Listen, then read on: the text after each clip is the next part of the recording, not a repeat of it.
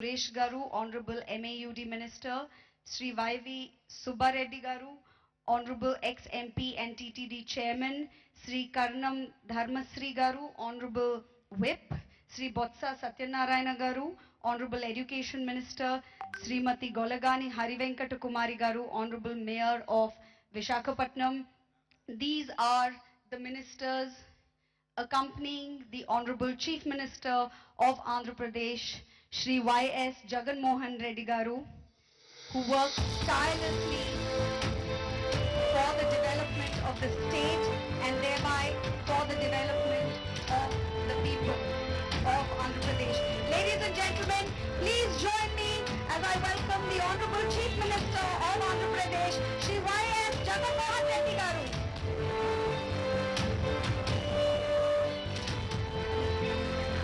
Thank you very much, sir, for joining us. On behalf of the people of Andhra Pradesh and on behalf of all the industrialists, the industry leaders, business leaders and entrepreneurs who are gathered here today, I would like to thank you for creating an atmosphere for both development and dialogue, of which was born the Development Dialogue of Andhra Pradesh 2024. May I request you, sir, to please engage with the audience and tell them more about this initiative in your own words.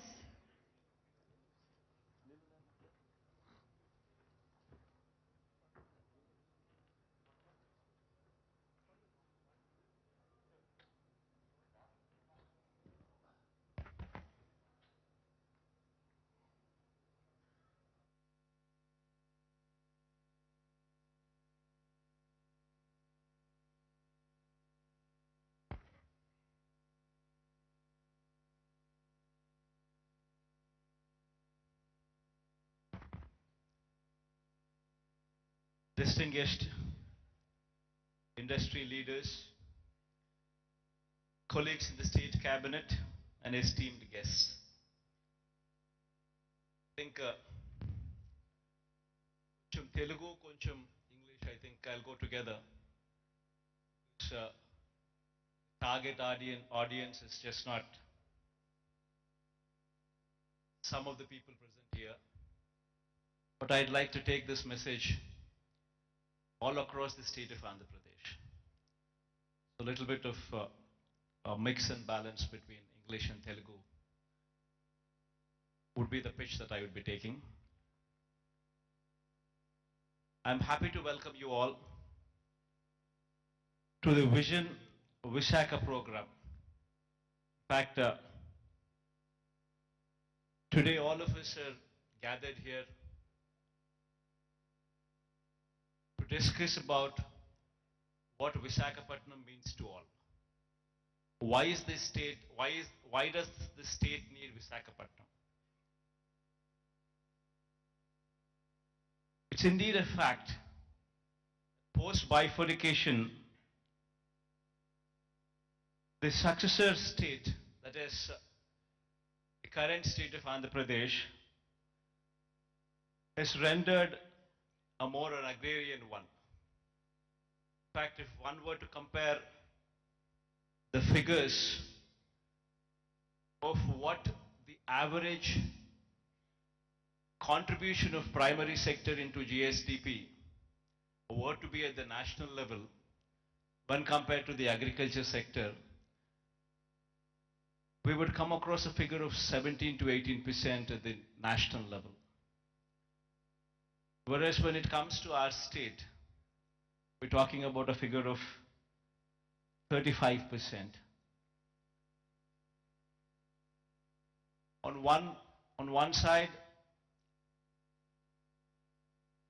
it is a projection that we are an agrarian state, but on the other side, it poses a challenge that no state can survive with these numbers until and unless the secondary and the tertiary sectors grow.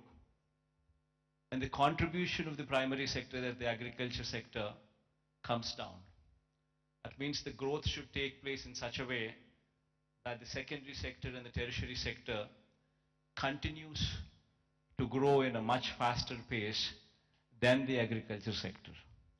only then we would be in a position to address growth rates. Only then you would see a situation where you can talk about economic boost. In fact, so much so is the challenge posed by the bifurcation that in fact we have lost out on Hyderabad. Now why is it that Hyderabad is so very important to us, and why is it that we losing Hyderabad has an impact on the state? Every state, for it to progress, you need to have an economic engine, and that economic engine for decades to our erstwhile state was Hyderabad.